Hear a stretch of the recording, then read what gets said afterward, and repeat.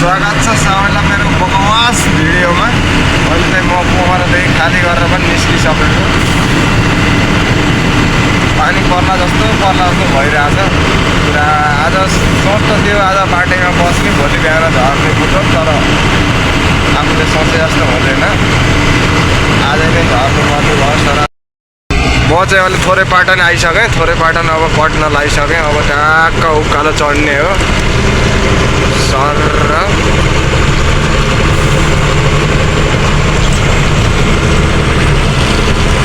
मौसम त चिसो छ, बवाल छ।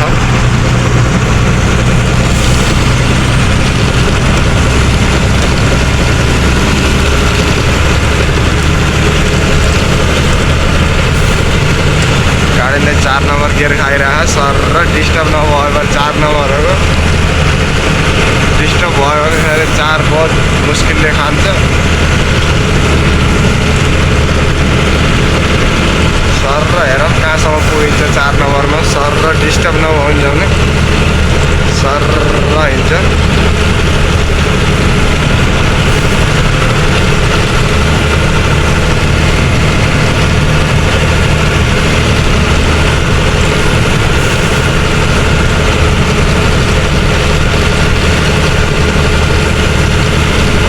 सही मजा आउँछ उकालोमा, डिस्टर्ब नभएमा चलाउन 4 मा।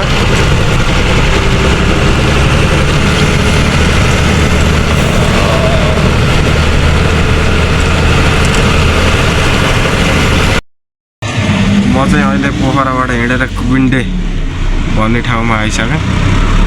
सरासर जाने भनेर अर्डर थियो पहिला चाहिँ, अहिले चाहिँ पर्दैन अरे।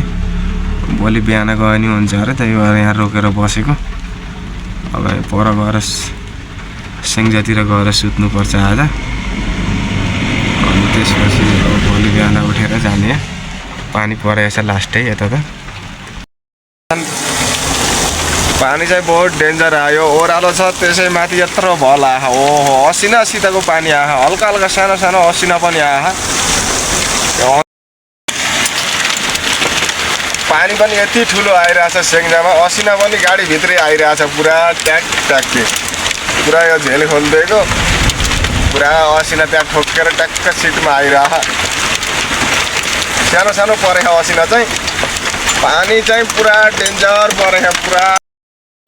म चाहिँ अहिले ट्याक्क यता गाडी साइड लगाएर राखेँ डिलातिर। अब फेरि डिल खस्छ कि भने डर भयो। यता कुनातिर साइड लगाएको माथिबाट खस्छ कि भन्ने डर भएर यता डिलतिर राखेको। अब डिल खस्ने कि भन्ने डर भयो। पुरा पानी चाहिँ पुरा डेन्जर पर्यो। फाइनली भर्खरै म चाहिँ हिँडेँ। हाम्रै कम्पनीको अर्को दाइ आएर उठाएर ट्याक्क हिँडेँ। पानी चाहिँ बहुत परेछ। अझै पनि पानी परिरहेको रहेछ। म त अघि नै सुतिहालेको। बहुत ठुलो पानी परिरहेको थियो, अझै पनि परिरहेको छ। अहिले त्यति ठुलो त परेन, अलिक सानो सानो पानी परिरहेको छ अझै। फाइनली म चाहिँ अहिले ट्याक्क बास बस्ने ठाउँमा बस्दा आउने ठाउँमा ट्याक्क आएको। एउटा यो पनि हाम्रै कम्पनीको भयो, एउटा त्यो मेरो भयो, एउटा अर्को यता भन्छ। 3 जना भइसक्यो एउटै कम्पनीको। आज चाहिँ यहाँ बसेर ट्याक्क भोलि 4-5 बजे उठेर यहाँबाट हिँड्ने हो। पानी परिरहेछ, चिसो हो बहुत। दिनभरि नै पानी परिरहेछ। अहिले त सानो सानो परिरहेछ पानी। फाइनली बल्ल उठेर हिँडेको। बिहान 5:30 भयो। भर्खर उठेर हिँडेको। मौसम चाहिँ चिसै छ।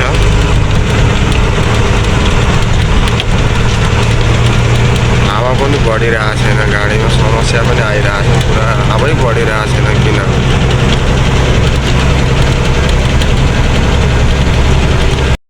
म चाहिँ अहिले मैना घरमा आएको। ट्याक्क यो टायर रिसेल गर्न दिँदैछु। गर्मी लास्ट गर्मी छ। टायर कलर दिँदैछु, हुन्छ कि हुँदैन। चोक्टा उडेछ एउटा खोल्न पऱ्यो पहिला। टायर सायर खोलेर रिसेल गर्न दिएन। नयाँ टायर गाडीमा लोड गरेर अब ट्याक्क नयाँ टायर फिट गर्न जाँदैछु जित गाडी। ट्याक्क लाएर अनि त्यसपछि लोड गर्ने। पुरा यस्तो यहाँ गर्मीले पुरा गर्मी छ। लास्ट टायर सायर खोल्दा लास्ट गर्नु भयो। म चाहिँ अहिले जित गाडी आइसक्यो। आएर ट्याक्क उठाइसक्यो। पुरा बसिनै भयो गर्मी।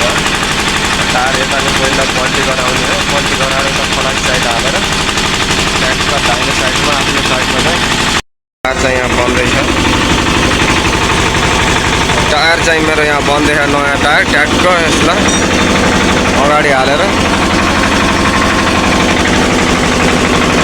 ट्याक्क लाएर नयाँ टायर हालेर छक्क सबै टायर छक्क हुन्छन् 6वटै टायर छक्क हुन्छ नो टेन्सन हुन्छ ढुक्क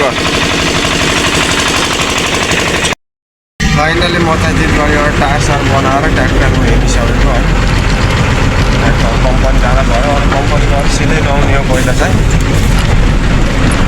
त्यसपछि हिसाब सिसाब दिनुपर्छ अनि त्यसपछि लोड पनि छ गाडी गर्मी लास्ट छ ब्याग भयो गर्मीले टायर खोज्दा खोज्दा ब्याग बनाएको गर्मीले लाख गर्मी रातभरि जाडो भयो आज गर्मी ब्याग भयो ब्याग ट्याक्क लाएर होइन कम्पनी आइसक्यो आएर यहाँ लोडिङमा लगाइदिएँ लोड त कति बेला हुन्छ थाहा छैन ट्याक्क पहिला नआउने पहिला चाहिँ हिसाब गर्न जानु पऱ्यो हिसाब दिनु पऱ्यो अनि त्यसपछि सबै मेरो काम मात्रै हुन्छ अनि त्यो गरेर साँझ ट्याक्क हिँडिदिने हो म चाहिँ अहिले ट्याक्क हिसाब पनि दिएर आइसक्यो अब नुहाउनु पऱ्यो लास्ट गर्मी छ ब्याग भयो सकल पनि यस्तो बहुत पुरा भयो नुहाउनु पऱ्यो ट्याक्क अनि त्यसपछि नास्ता खान जाने भात पनि अझै मैले खाएको छैन बिहान चाहिँ मैले नास्ता गरेको अनि खानासाना अहिलेसम्म खाएको छैन अनि ट्याक्क अब बाहिर नुहाइधुवाइ गरेर बाहिर जाने गाडी चाहिँ खै कति बेला लोड हुन्छ लोडिङमा चाहिँ मैले लगाइदिइसकेको छु हेर